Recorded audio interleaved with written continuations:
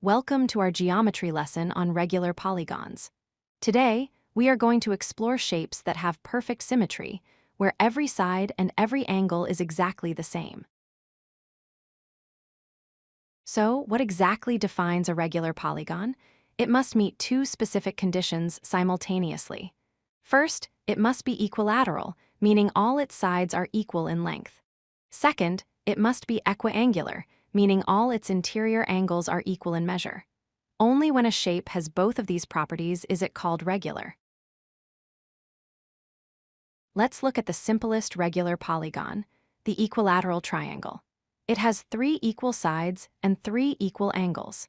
Since the angles in any triangle add up to 180 degrees, each angle in an equilateral triangle is exactly 60 degrees. Next is the square, which is a regular quadrilateral. It has 4 equal sides and 4 right angles. Each angle measures 90 degrees, and the total sum of the angles is 360 degrees. Moving up to 5 sides, we have the regular pentagon. All 5 sides are equal, and each interior angle measures 108 degrees. The total sum of its interior angles is 540 degrees. A 6-sided regular polygon is called a regular hexagon. You often see this shape in nature, like in honeycombs. Each of its interior angles is 120 degrees. You can calculate the sum of interior angles for any polygon using a simple formula.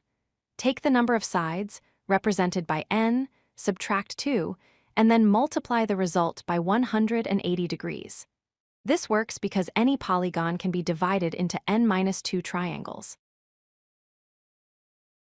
An interesting property of all convex polygons is that the sum of their exterior angles is always 360 degrees. For a regular polygon, you can find the measure of one exterior angle simply by dividing 360 by the number of sides. Regular polygons are highly symmetric.